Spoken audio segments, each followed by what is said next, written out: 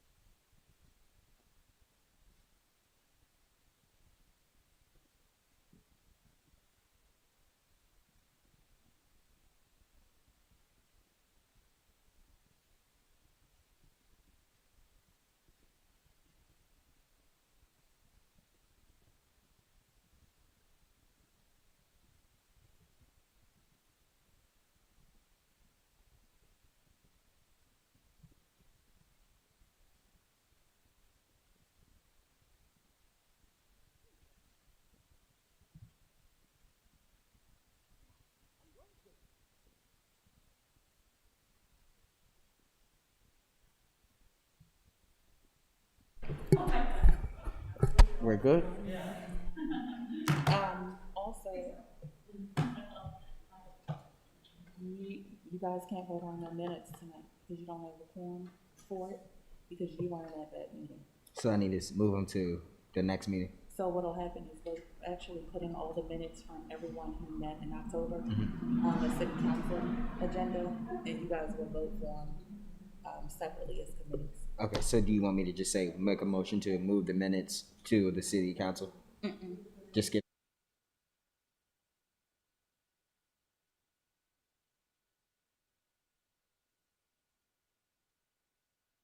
All right.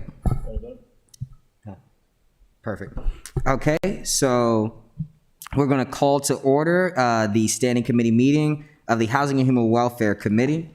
It is Monday, October the 18th, 2021. The time is now 6:45 p.m. We'll start with a roll call. Alderman Chandelmeyer. Present. And myself, Alderman Gay. We'll move on to the next item on the agenda, business and miscellaneous. The approval of the minutes will be moved. Approval of the agenda. You skipped it. Oh, I'm sorry. Is there a motion to approve the agenda? So moved. Second. All in favor? Aye. Aye. Awesome, thank you. Next item on the agenda is business and miscellaneous, the approval of minutes. That section of the agenda will be moved to the full body council meeting next Monday due to a quorum. The next item on the agenda is appointments and reappointments to committee, starting with AP 621, the appointment of Elijah Herrick Blaine to the Affordable Housing and Community Equity Development Commission. And so we have his resume here. He was a member of the Affordable Housing Affordability Task Force that was created by the council. He was a co-chair, in fact, and worked extensively with that group. And I think the idea is that he can help facilitate some of what the task force has put into writing as they work with the Housing and Community Equity Development Commission. Any notes on that, Alderman Chandelmeyer? No, Mr. Gay, his resume, or I'm sorry, Mr. Chairman, his resume is pretty substantial. The work that he did on that task force was wonderful, and I give him a full recommendation. Awesome. Or move to recommend positively, or? So this is approved by our committee. Actually, it does not need to go to. I'm sorry. So yeah, so we'll make a motion to approve tonight and then move it to the full council. Perfect. Yes. Motion to offer a favorable recommendation on that. So move. All in favor? Aye. Aye. Oppose? None. Make a motion move to the full body. So moved. No? Okay. I don't think awesome. Next item on the agenda is presentations. ID 22421, presentations, Affordable Housing Community Equity Development Commission. AHCEDC 10.8 PowerPoint. And would you do a favor once you come to the table, just announce yourself so everyone watching on television knows what's going on? And address. Thank you.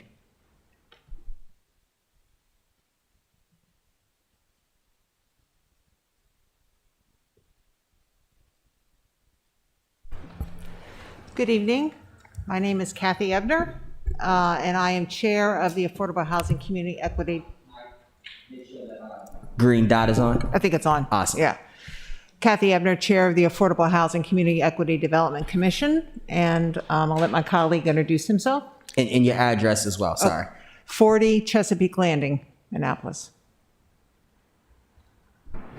I'm Patrick Sheridan, also a commissioner and also the representative for the Housing Authority of the City of Annapolis on the commission.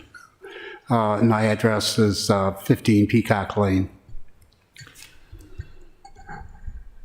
All right, so we are happy to be here tonight. And unfortunately, two of our commission members were not able to attend, Vice Chair Nancy Lipson and Commissioner Terry Bond, and we are looking forward to Elijah's participation. So that's wonderful. So thank you for that appointment and nomination.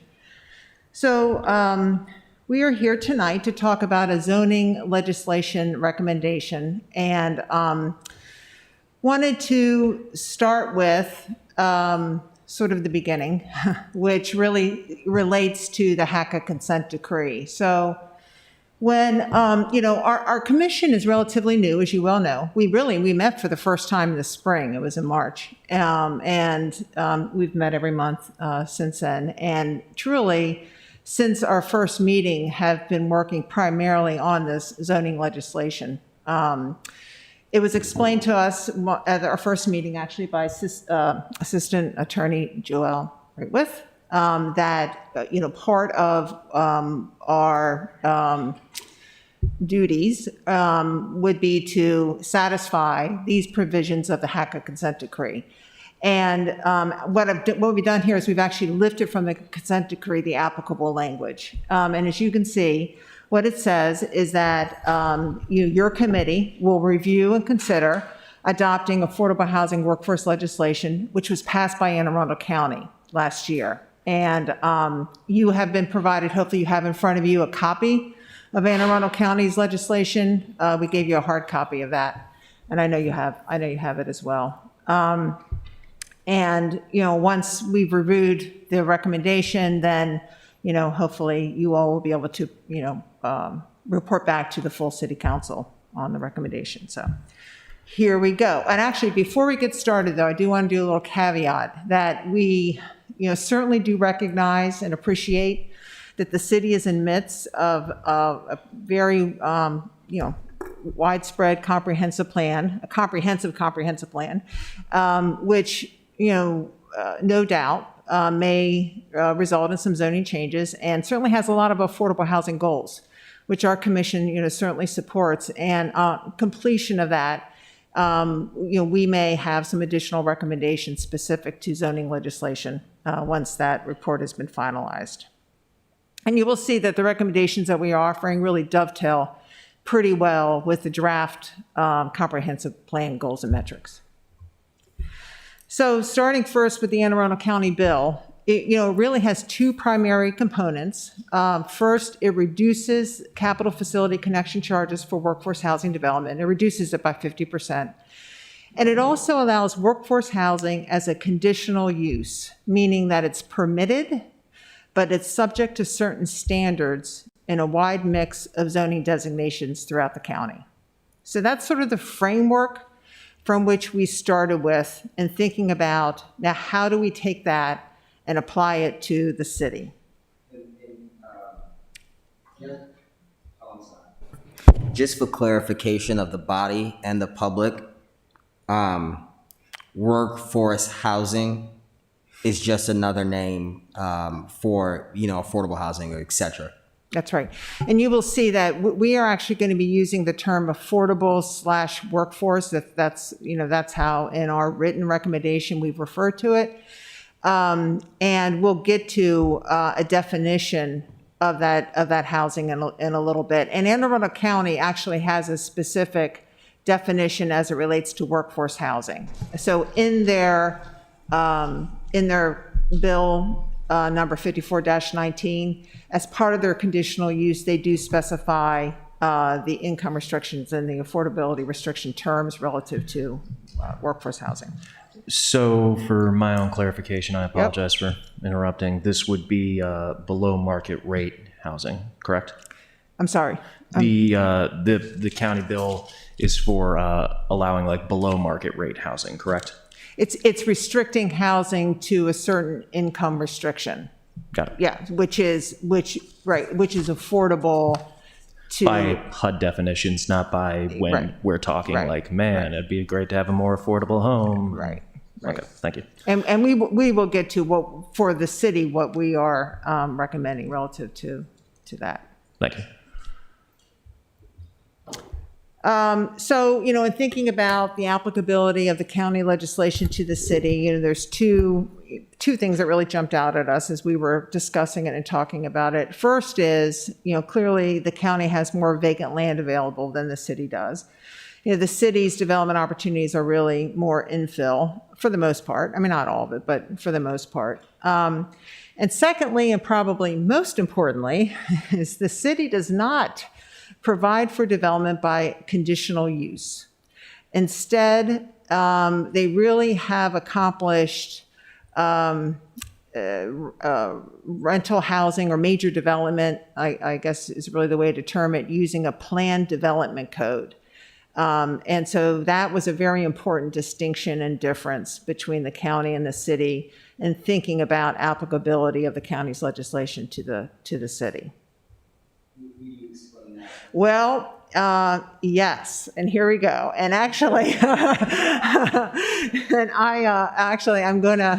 I'm very, very grateful that Jackie Rouse is here this evening to assist us in understanding it. Let me just start by saying what you have in front of you here on the screen is lifted from the city code. And planned development, really, there's currently 3 different types. Okay, so there's a residential plan development, business plan development, and special mixed plan development. And those are the ways in which predominantly major site development has occurred previously in the city. However, and this is the part I'm going to have Jackie sort of expound upon if she would be so kind, the current types of plan development don't provide enough flexibility for allowing the scale necessary for affordable housing communities. And that is going to, that's sort of like the lead in to what our first recommendation is going to be. But anything you want to add to that, Jackie? Yep. My apologies.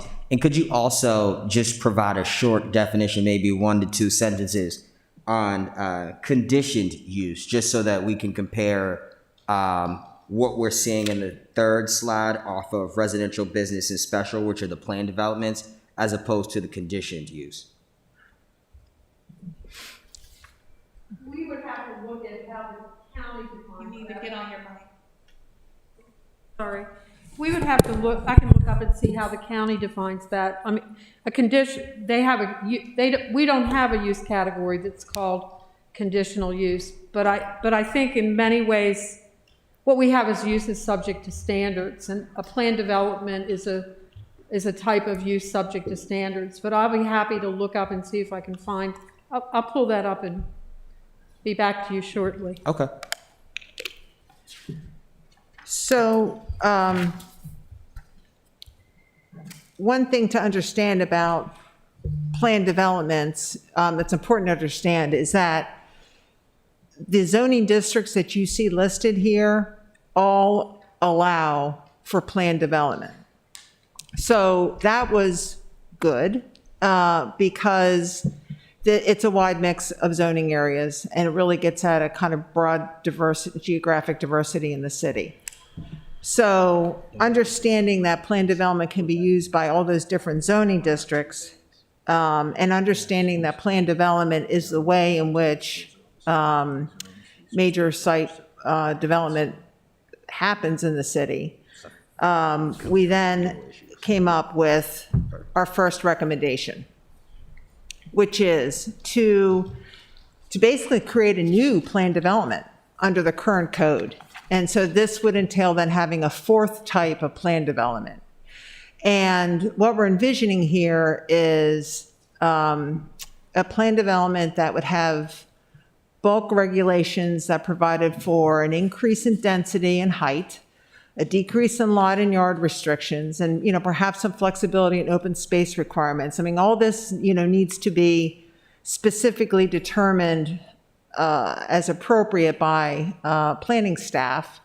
But, basically bulk standards or bulk regulations that really would facilitate the development of affordable housing. Understanding that we certainly want to make sure that whatever those bulk standards are, that they are using a, form-based design, which is certainly one of the precepts of the comprehensive plan, and, important to keep in ensuring scale and massing appropriate with neighborhood character. I think we hear flexibility in bulk regulations, and that can feel a little uncomfortable. And I think what's important there is just understanding that you're going to provide more flexibility, and at the same time make sure that what is being designed and developed is in keeping with neighborhood character and is appropriate in terms of scale. Yes. So when you say form-based design, you're basically saying if I can fit a duplex on the same lot requirements of an R1, we would be allowed to do so, correct? So that example actually gets at our next recommendation. Oh, This is wonderful. more about more major, larger affordable housing development. So if, like, let's say in let me look at the table here. So basically, it would allow residential areas as long as they confine to like the same setback and size standards in, if we were to, let's say, put it in a B2 district, correct? Yeah, so Jackie, you need to help me here. So B2 is subject to planned development. So if this recommendation were to be adopted and bulk regulations would be set, then a development in a B2 zoning district could be developed under the bulk regulations in keeping with this new planned development type. Right, you do have to look at, our plan development regulations do have, some of them do have some minimum sizes for how big a project they are. I mean, we'd have to, whether or not you could do a planned development, say in an R2 zoning district for just to add one unit. I mean, there are other factors that would go into that. That's not really the intent of what we're working with now on planned developments.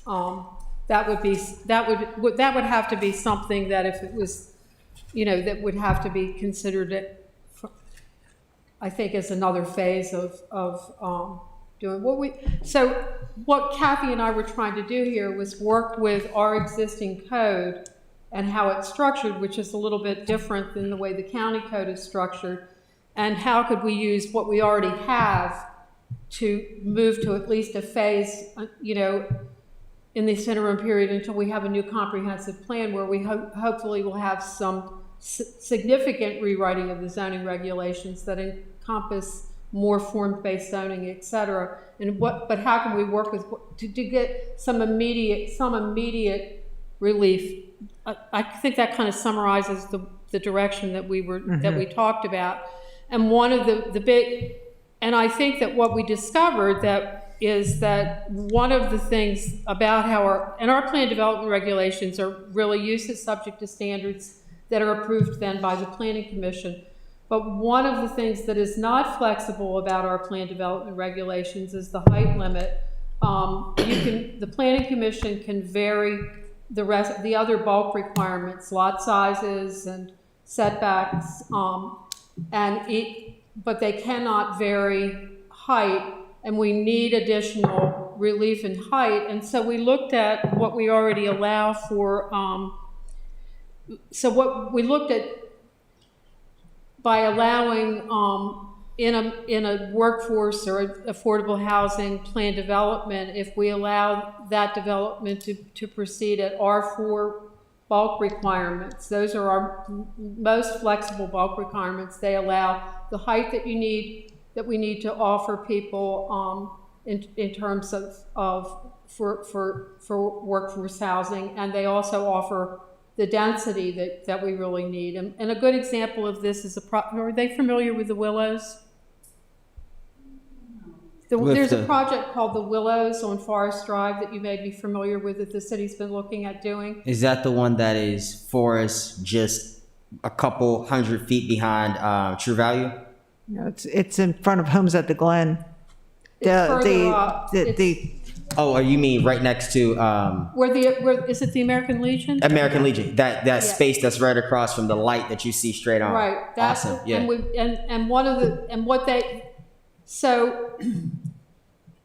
But we shouldn't get too technical. They just needed a height that we can't provide in our current regulations in order to make that development work. But that is, so we looked at solutions where we can work within our existing framework by making what I would say are modest changes to the regulations, but also with the definitions that Kathy has crafted for what is affordable housing. Right. Those would be the significant changes. And I think then Because with a planned development, you do have a tremendous amount of flexibility in terms of design and siting of buildings, et cetera. And that's, It has been a learning experience. Alderman Sharon, I'm sorry, did you have any more questions? Mr. Chair? Okay, I just had a couple of quick, I think, first of all, I'm so pleased, even in the first 3 slides, because this is exactly kind of the stuff that we've been discussing. It's giving me hope that the work of the task force is going to come to fruition. So thank you guys so much for this. 3 quick questions, and the last one is kind of moving into the second slide that you prepared, or the second recommendation. So just to kind of, from where we are now, we're establishing a fourth planned development that would essentially be titled Planned Development for Workforce / Affordable Housing. We don't know the exact title yet. But the reason, and just this is more for the people listening, because I think we all know, when we talk about the density increases and the bulk height standards, et cetera, one of the things that I found so great about going on that tour that we did about a year ago with the mayor and some staff to see actual affordable housing projects developed in other counties is that height is so important for a developer, or that density bonus, because without it, you will never meet the true objective of providing that affordable housing.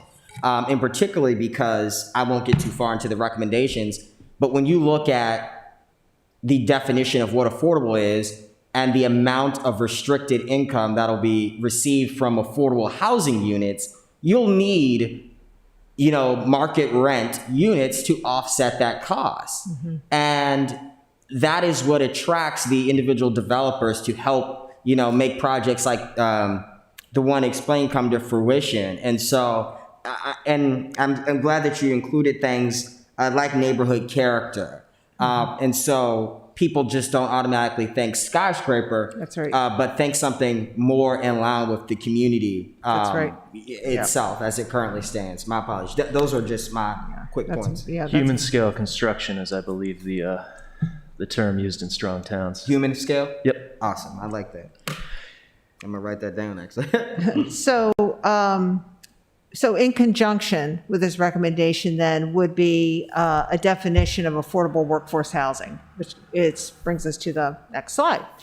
And again, this is what we are recommending, and we can talk about this and it can be, tweaked. But what we were envisioning is rental housing in which at least 60% of the units are restricted to 60% of area median income or less for a period of at least 40 years. So the definition of rental housing here matches Anne Arundel County's legislation, and it also comports with the low-income housing tax credit program, which is I believe you're familiar with that program, and that's the bread and butter of how affordable housing is really developed in this country today. So that's pretty straightforward. The home ownership units, what we came up here was units in which at least 40% of the homes are restricted to 100% of area median income for a period or for a period of at least 15 years. And let me just take that piece right there. So the 40% of the homes restricted to 100% of area median income for a period of at least 15 years. The 40% of the homes at 100% of area median income matches the county, okay? The county has 10-year term. We came up with the 15-year term because, as you may know, Homes at the Glen is a lease purchase community right here in this city that was developed using low-income housing tax credits. And so that is a home ownership development, but it also required a 15-year rental period. So the idea here with Homes at the Glen is once the homes are sold, those affordability restrictions are released. So again, that 15-year term goes to the low-income housing tax credit program.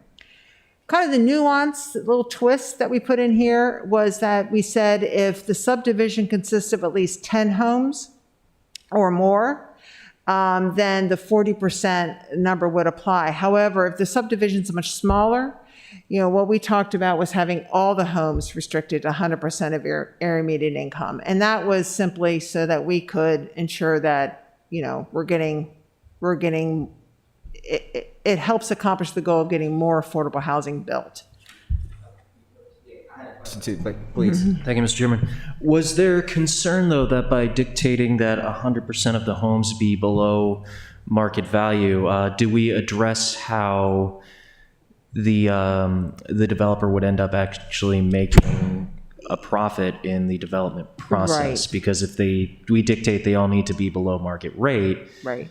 and there's no incentives on the other side, nothing gets built. And so Right. by going for a more noble goal, we end up maintaining the status quo. Right. And we did talk about that. And I wish that Nancy and Terry were here because Pat wasn't yet with our commission at the time that we really dug into this, and they really expressed some good views along these lines. I think the fact is that when we talk about planned development, we're talking about much larger developments.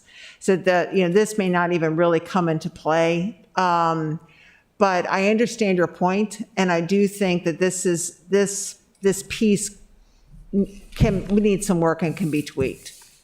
I think what we would need to do is take pencil to paper and map it out and see what the numbers look like.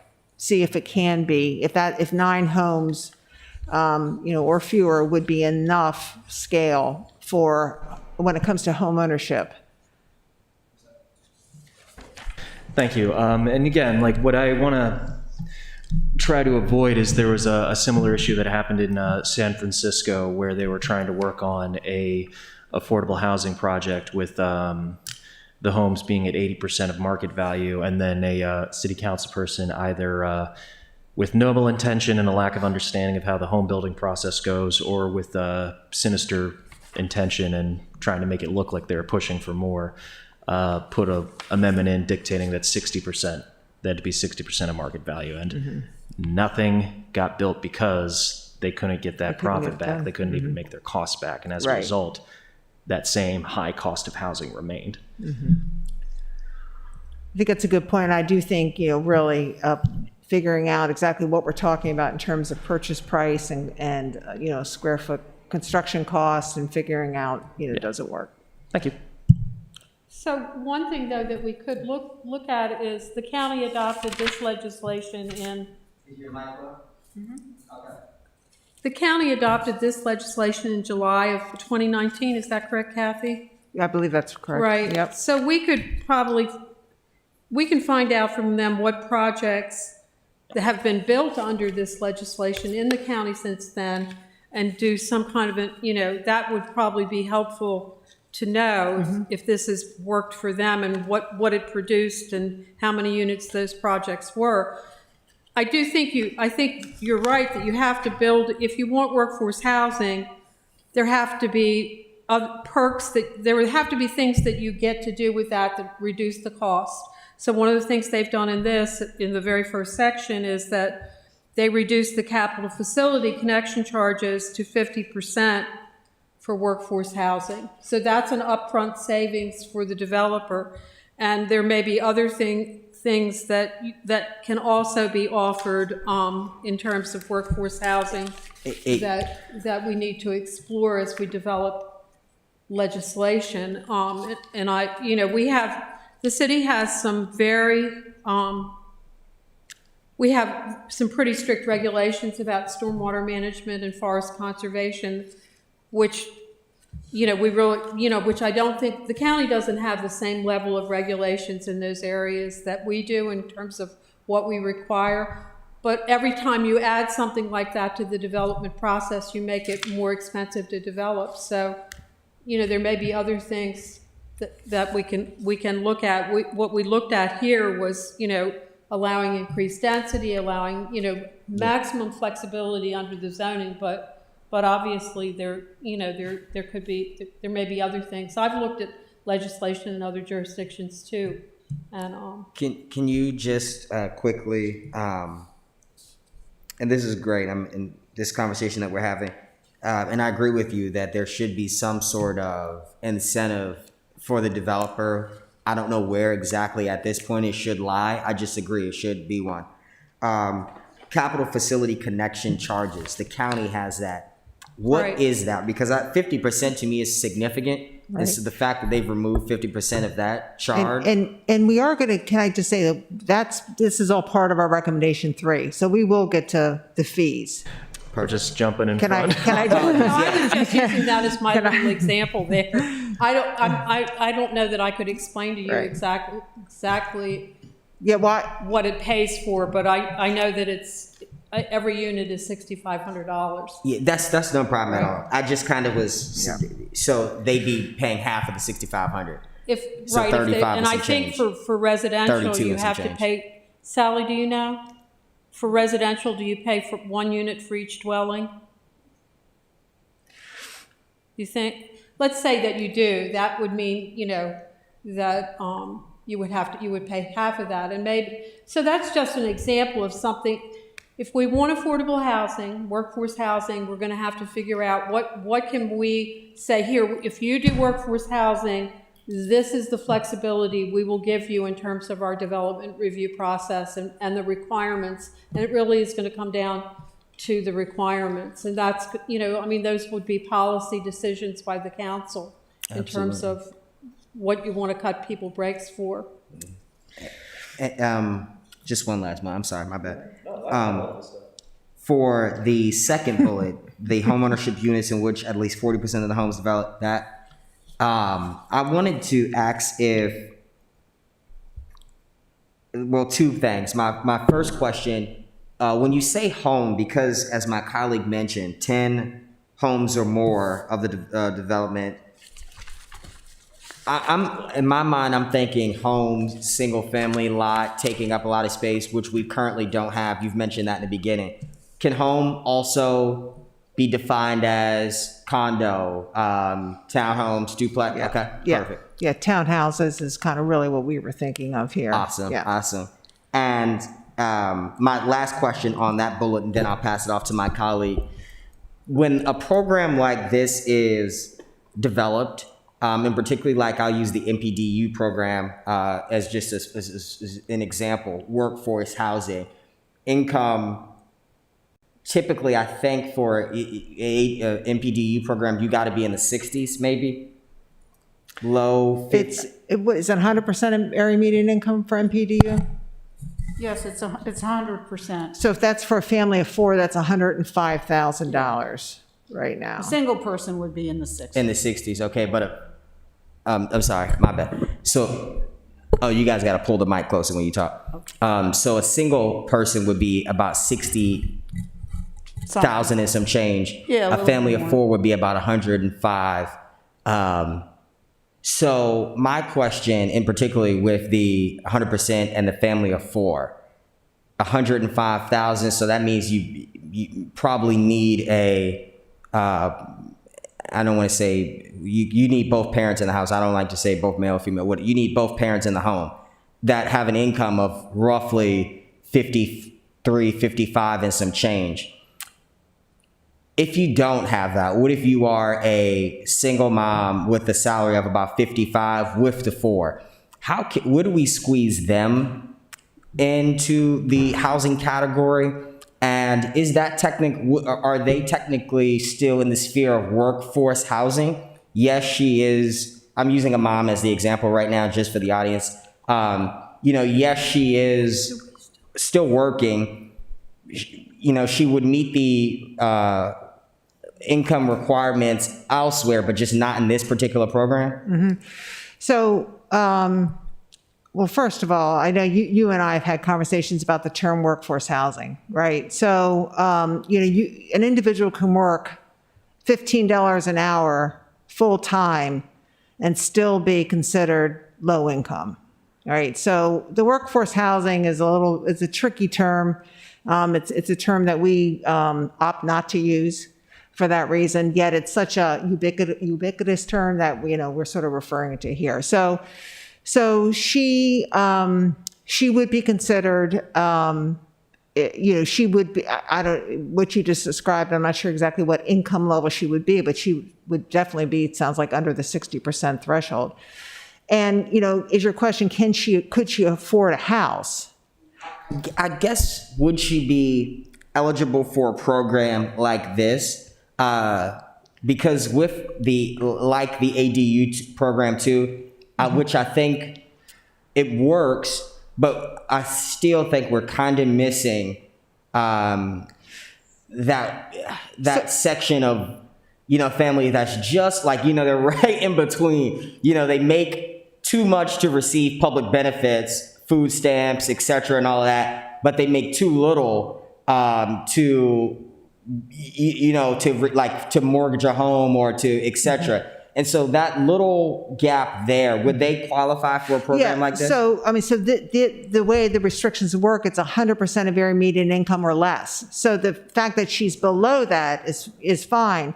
The question is, the problem, really the big question is, can she afford the house?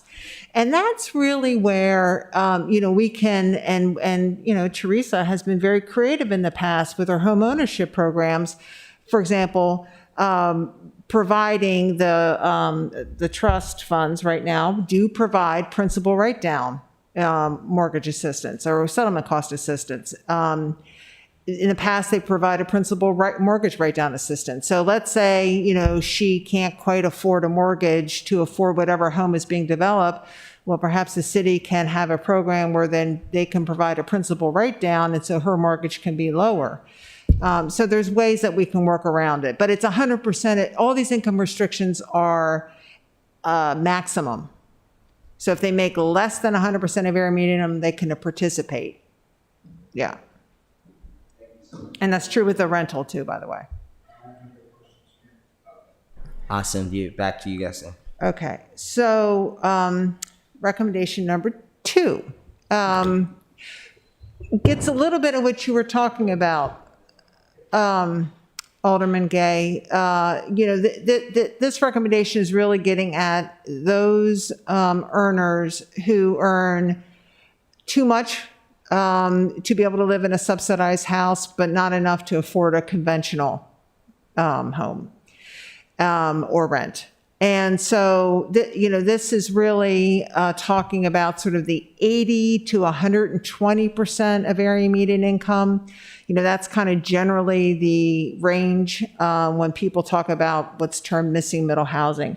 And, this really is referring to bridging the gap between single-family homes and apartment buildings, so that there's something in between. Envisioning duplexes, triplexes, quadplexes. And as you well know, the comprehensive plan, draft goals and metrics really talk a lot about this. And what we're really recommending here is, well, I think number one, this is a full support for the comprehensive plan in that regard. And then 2, that the city look at really adopting a housing policy as it relates to missing middle. In fact, I'm sorry that Alderman Tierney's not here because I think I heard her say during the ADU discussion that missing middle looks different in different wards. And I think that's very true when it comes to bulk regulations. I think the changes that you would need to make in bulk regulations that would allow for these smaller scale, lower cost housing typologies are going to look different in Ward 8 than they're going to look at Ward 5. And so I think the city needs to be very surgical with bulk regulations that would enable this type of housing typology. And what we talked about was the city sort of having as a guidepost an overarching plan about where it makes sense for these types of housing to be, how much there should be of it and where it should be in the city, and sort of starting with a overall policy and goal. And then from there, the planning staff then can figure out how to make it happen and where to make it happen. Yes? Thank you. And one of the reasons that I am very gung-ho on this is how the city has dictated by law its development pattern for the past 50 years has been these large, disjointed, single-family subdivisions which cause the most clearing of land, the most environmental damage, and the biggest impact on community life. And if we had adopted something like a missing middle, or if we hadn't banned missing middle housing when we adopted our current zoning code in the 70s, we could have had a much more environmentally resilient city than we do now. So I appreciate us starting to look back to things that we had previously allowed since Annapolis was a city. And this would be a really positive step forward and allow our neighborhoods this flexibility to actually start letting folks of all income levels, all ages and backgrounds be able to afford to live here. Yeah, two quick questions. It was really one question with a statement attached. I love this because when I think of this, I think in particular of Ward 6 and Tyler Avenue, where you drive down and you see these little tiny homes with a lot the size of Texas in the back. And you're like, oh my gosh, you could fit 4 houses here. Imagine. And so that's what I think of. And that creates the affordability that we're talking about, and particularly in wards that need that assistance. What I get careful with when talking about it based off of areas, I know the Office of Law always says you can't create legislation based off of need in your own ward. So how do you work with the Department of Planning and Zoning to enact a recommendation like number 2? In particular, my fear is that I've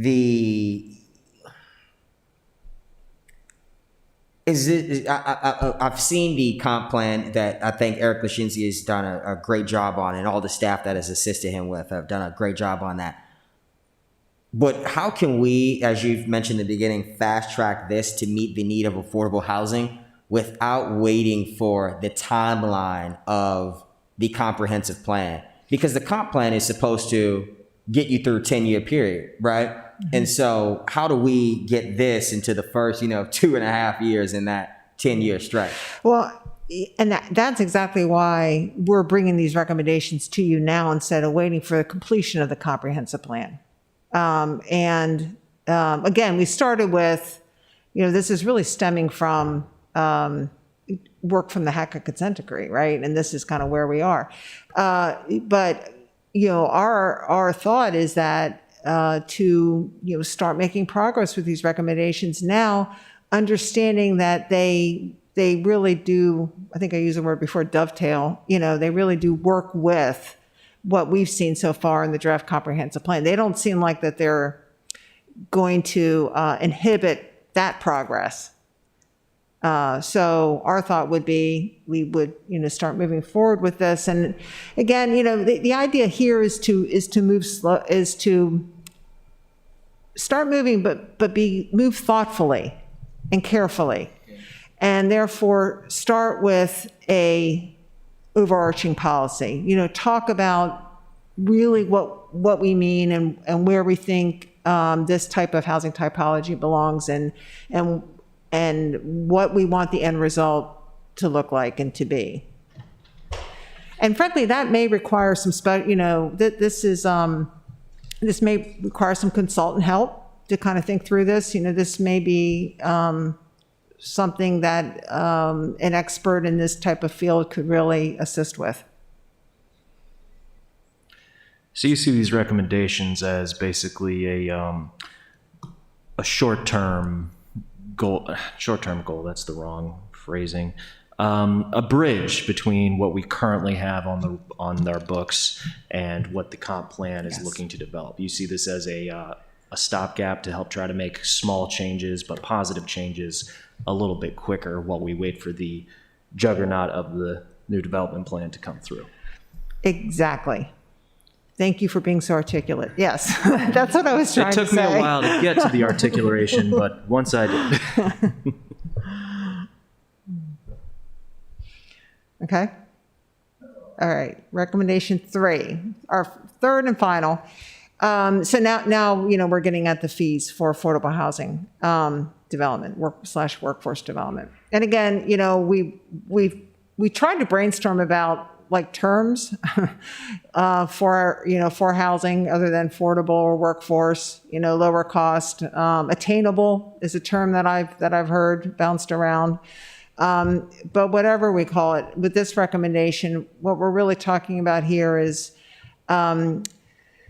streamlining the permitting process, because time is money, and to streamline that process helps give a degree of certainty, and certainty means a lot to developers, and so to the extent that we can really streamline that process, I think that does go a long way to helping. And then also, of course, reducing the cost of developing and operating, and that's sort of obvious.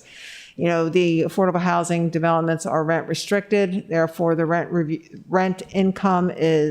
revenue is limited, and it can be very challenging to figure out how to develop these communities and operate them in a manner in which it ensures that high quality housing is being provided for city residents. And so to the extent that we can, or the city can come up with ways to develop those costs, it would be very helpful. We started to look at the city fee structure, and then it just made our head hurt. I mean, there's a lot of fees. And so, this recommendation really leaves it to the staffing experts to figure out, which costs really make the most sense to reduce.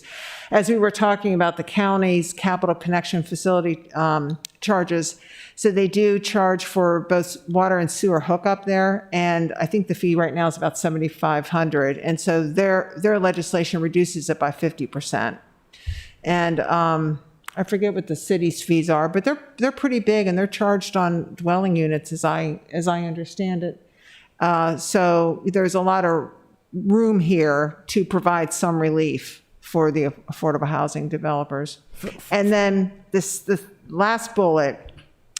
Here we're talking about a pilot, payment in lieu of tax for rent-restricted properties. And again, under a streamlined approval. Really what we're talking about here is coming up with a formalized pilot process. Now, I do want to make clear that, I think a lot of times when you all are talking about pilots, you're talking in terms of the state government or other entities where there's a $0 tax obligation and you've negotiated a payment. So instead of them paying $0, they're paying something to the city. Here, we're sort of twisting that on its head. Here, what we're talking about is an owner of a property that has full tax payment obligation. They otherwise, without relief, would be required to pay 100% of whatever that property tax assessment is. And that, again, because of the restricted rents and the limited rent revenue, can be very, very challenging. And so to the extent that the city can provide a substitute payment, so instead of paying 100% of the property tax assessed, they would pay a smaller amount. Would help with reducing the operating costs for the housing. And the city of Annapolis certainly has a history of having approved pilots before, and as I described. And what we're talking about here is taking that experience and formalizing an approval process going forward. Yeah. I was waiting on you to I'm answer. done. Just a quick question as it relates to the pilot, which I think the way you just broke it down now, it just makes perfect sense. My only question is, for example, a property applies, we set the pilot at, 50%. I'm just using that. So they're paying 50% of their taxes moving forward on a set, 15-year basis or something like that. Would there be a mandate, or can the council mandate that the saved revenue be used for, I don't know, I don't want to say beautification because that makes it just boils down to like landscape, etc. But are those funds used solely for the purpose of reinvesting into the community as opposed to benefiting the individual developer? Yeah. So, the way the pilot approval process now works in the county and has worked in the past in the city, at least as I'm familiar with it, and Teresa can correct me if I'm wrong here, is that pilots are really only approved when there's a demonstrated need for it, right? So the developer is coming to, let's say, the county or the city and saying, here's my 20-year pro forma, and it shows by paying full taxes, I'm not able to meet my lender debt service coverage ratio or my investor liquidity requirements or whatever the case may be. It's showing a financial pro forma that at full taxes, it's not able to meet its financial obligations. That's sort of the starting point. So it's not as if there is this gravy that's left over. It's more that there's a need, and without it, there's a financial hardship on the property. And, if a property moves forward with that financial hardship, oftentimes, assuming they are able to meet their financial benchmarks, is they don't do repairs that may be needed, or they don't do upgrades that may be needed. And that's where long-term properties get into trouble down the road. Yeah. So That's where you can get revenue too, because if you don't have and that's where you can get revenue too, because if you don't have the best looking place listed on the market, it's just hard to recoup those losses, Well, and it's also about providing a high quality living environment for the resident, right? A owner that cares is going to care about doing, certainly doing that. So it sort of starts with the need. If the need's not there, then the pilot wouldn't be given. Is there a set definition for demonstrated need? For example, I'm thinking there's two properties.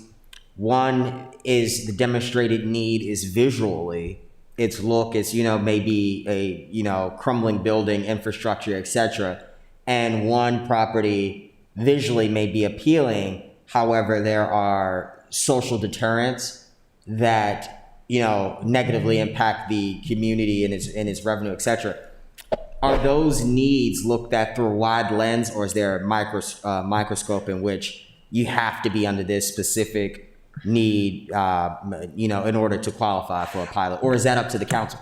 Well, based on my experience, and Pat can certainly chime in here, is that it's purely looked at from a financial perspective, right? Dollars. Yeah, one of the things I'd say is that, if you're doing a rental property in particular and you're trying to get rents affordable to someone at a 80% area median income, again, sort of the accepted factor is 30% of someone's income would be payable toward rent and utilities and such. So if you had full taxes versus some reduced amount, you very well may not be able to reach that target rent. And that's probably one of the easiest ways to see if it's effective or not. Yes. So basically, the goal of this is to reduce the overall costs on a development that would be below market, so they would need to find a way to reduce costs somewhere on that line. That's right. And basically, if we don't offer a reduced taxation cost, they often save on maintenance costs at the detriment of the residents. Right. And I will tell you too, I think you both know, I come from affordable housing development, as does Pat, that, when you're looking at sites or you're considering, where to develop, that's an important factor. Is there a pilot available? If so, okay, that makes it a lot easier. Now we know that we can operate this in a manner that, makes sense. And if you don't think that, you wouldn't do the construction in the first place. That's changing absolutely nothing and keeping the cost of housing high. That's right.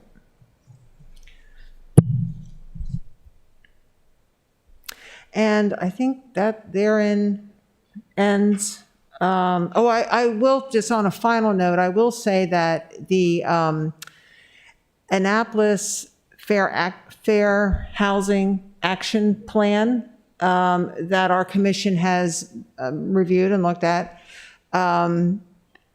includes this, streamlining a pilot process for the city. That's one of the goals for the Annapolis Fair Housing Action Plan.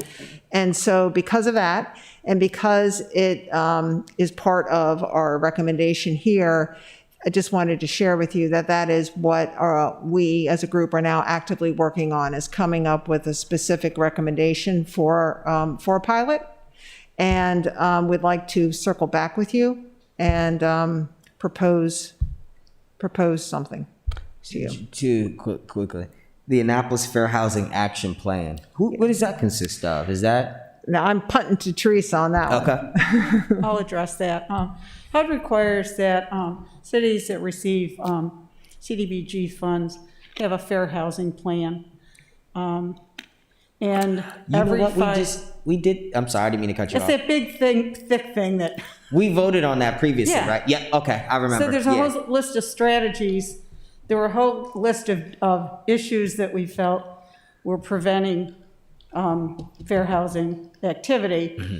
And then we had to come up with a list of strategies on how to ameliorate that issue.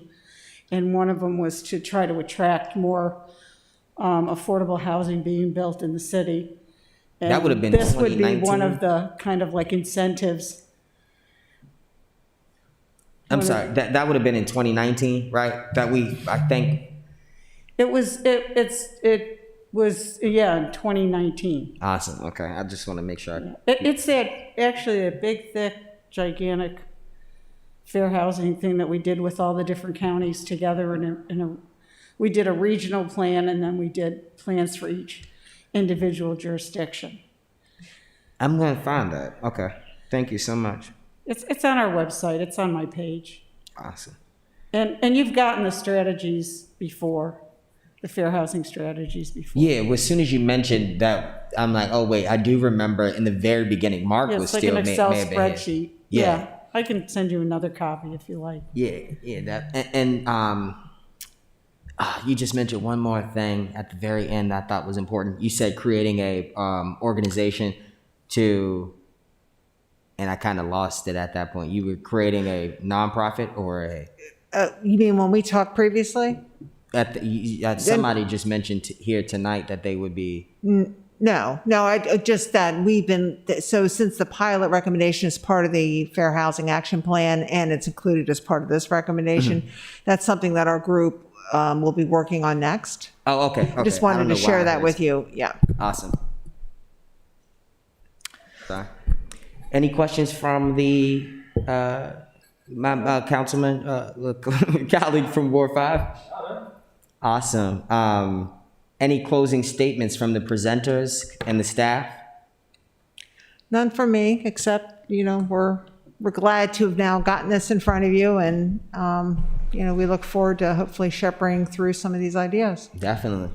I want to thank you for putting together this really great, thorough but brief presentation. I apologize. My colleague and I jumped ahead to some other things, but you're talking to the two people who this is like our Christmas. We love this stuff. And I would just like to say that they did an excellent job and worked very, very hard to put this together. I'd like to say Great that group to work with. the city zoning code is just very difficult to digest, but we got there. And I thank my colleague Jackie Yes. for jumping in and helping us out. Thank you all so much. I wish in a world without COVID, the Affordable Housing Task Force would have started 4 months earlier, which means this would have been done 4 months earlier and probably passed, who knows, prior to what we're going through now.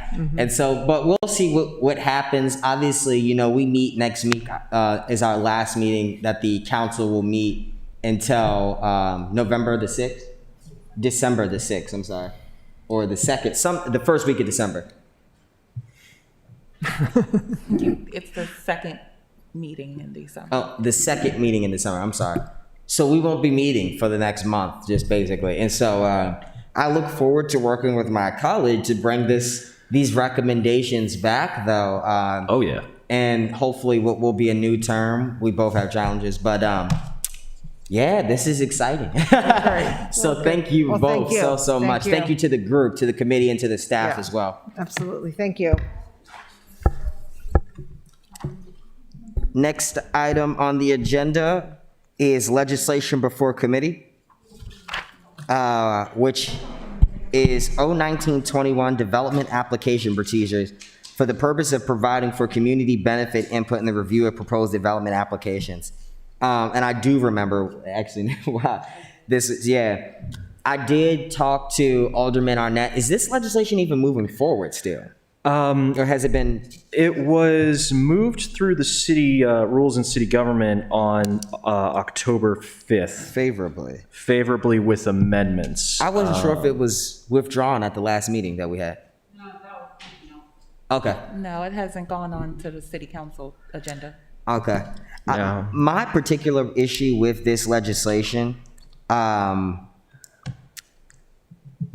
and I don't think it's an issue. I should take that back because me and the alderman from Ward 8 have discussed. My fear was that this would hold up development, and particularly what we just talked about, because this would have to go before. I believe he's creating a body that would review these applications and these processes before they would get to the planning commission, if I'm correct. I'm sorry, maybe I'm missing two. I'll allow Director Nash to explain. Yeah, you might be confusing it with the administrative hearing officer legislation. This is, good evening, I'm Sally Nash, Planning and Zoning.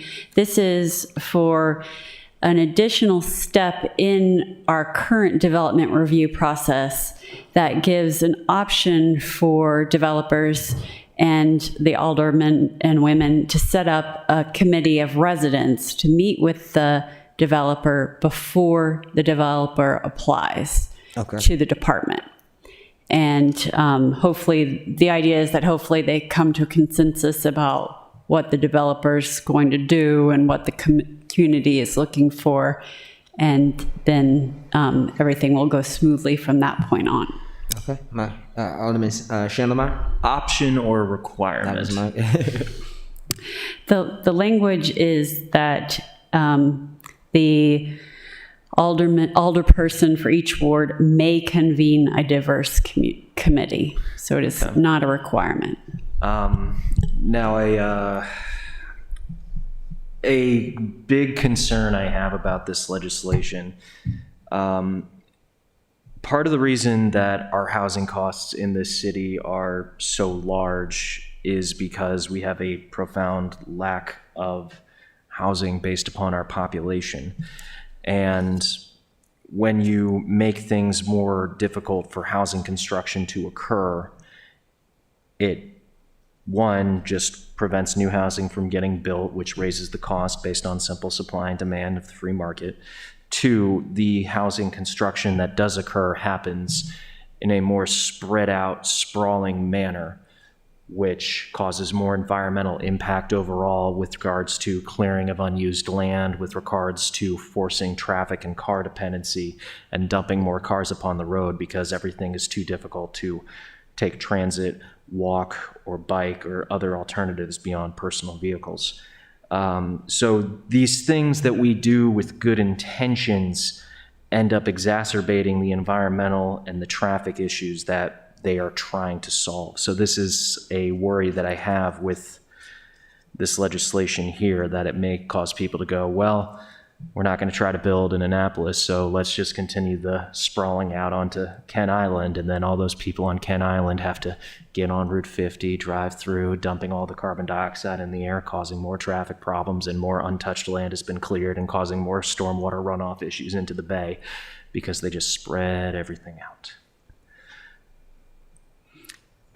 Additionally to that point, it says, if a meeting is convened, a written report shall be submitted by the committee to planning and zoning. And so whatever this community group has discussed is going to planning and zoning, is that then included in report to the planning commission? So that once it gets to the planning commission, again, with my colleague, I just think that's just a step that just, it exhausts the process. If you're already going to the planning commission where will be any modifications or changes, right? They have to be 15 days, then it's a public hearing, correct? So this is just, I find this redundant. Am I incorrect? Well, this is happening way, way before anyone's going to the planning commission. I mean, this could be years before planning commission, because this is even before anyone has applied to the department. So right now, the applicant is required to have a community meeting. This is an additional step before they even, before we even know they're out there. So they're convening this committee. This could create, and correct me if I'm wrong here, problems like we had just had with the Building Board of Appeals, where there may be discussion with a civic group, like you're saying, months in advance of a project, where the community believes that X is going into a project, an application is submitted without X on the project, and now you have the community saying, wait, no, they said in writing that this would be included in the project, and it's like, wait, I completely disagree with this, because I think it'll put the staff in a pickle, the public and the developer. I don't know. I'm worried. Are there any other jurisdictions that you're aware of that have legislation similar to this? Other jurisdictions have community meetings or different variations of that. I'm not aware of any jurisdictions that have a process exactly akin to this. Okay.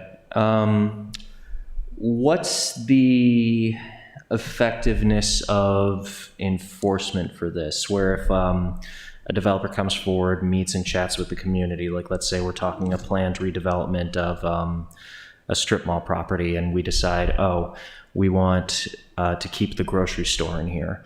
But then during the planning and zoning process, the planning commission process, traffic concerns are brought up, and they're told you can no longer do the grocery store for us to approve it because it's going to increase the traffic. Would that then prevent the entire redevelopment or construction thereof of these properties or of a process? Or So I, not to speak for the sponsor, but I believe the intent of this is really to make sure there aren't he said, she said situations like we had last week, where everyone is clear from the get-go what has been promised.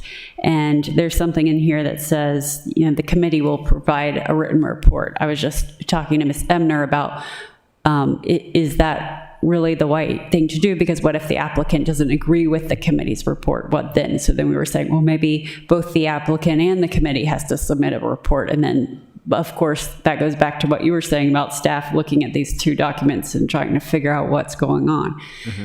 The report itself and the findings of this committee are not binding. So you're exactly right in that the course of site design or plan development review, which can take 10 years, different things might come to light, and it might be discovered that one idea is just not feasible, and they aren't going to be able to do that. There's no requirement for them to go back to the committee or anything like that. So it's more of a trying to get things off on the right foot. Okay. I have one more question, and it's related to the presentation that we just had. One of the recommendations that I very openly agree with is we need to allow things like missing middle housing, the legalization of duplexes and triplexes. If someone were to be building just a small number of duplexes or triplexes, say they bought a lot and converted an existing single-family home, even if it was just a random individual who wanted to do so, would this impact them? Would they have to go through this committee process, even though it's just something very small? No, there's a threshold that this applies to. Okay. It's major site designs. So it wouldn't apply to something, 2-3 units. Okay. It's for, would be for larger projects. Okay. I was looking to see Ellie. I'm like, any other questions, concerns from the council, or?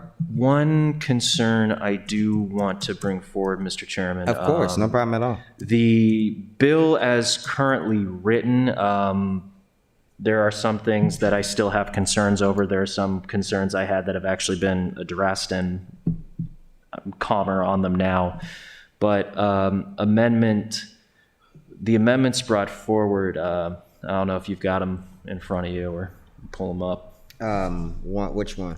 1 through 3, specifically Amendment 1, representatives, comma, followed by not to include the developer, which I think flies in the face of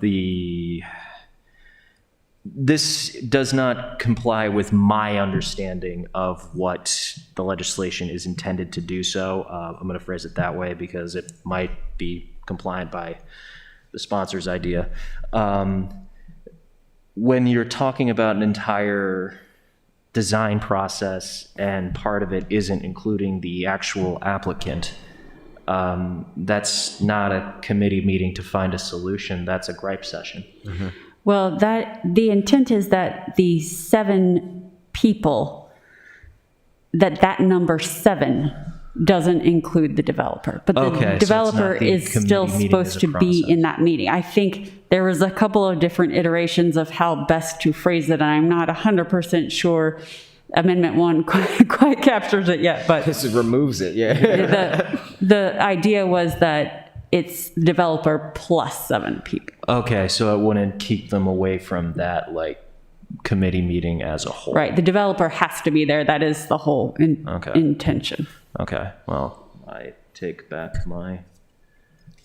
No problem at all. I think it's a great point. I still have a couple of concerns on it, but obviously this is going through. I think we're trying to vote on it Monday, so we will see what kind of happens with that. I think it's funny though, after last week and that 5-hour meeting that you all had, I didn't sit through the whole 5 hours, but I was a good chunk of. And now I feel like everybody is a expert in planning and development. I mean, you can walk around and find minor site modifications on every, So, any other questions? Mr. Chairman, since the sponsor and co-sponsor are not here, I don't think that we should do a recommendation favorable or unfavorable since they didn't get an opportunity to present, but I don't want to hold it up into the committee. So I think if we vote for no action, We should just abstain. or what's the process, Takia, for letting it get through our committee but not giving it an up or down? You can either do no action taken, or you can return without recommendation. I think giving it no recommendation gets us through because I don't want to be that guy and hold up the legislation before the day out. Yeah, So we can argue it Monday. that'll be fun. I'll take a motion to, You don't need it. oh, okay, never mind. Next, that concludes this item on the agenda. Next item on the agenda is the adjournment. So moved. Second, all in favor? Aye. That concludes the meeting. Thank you all so much.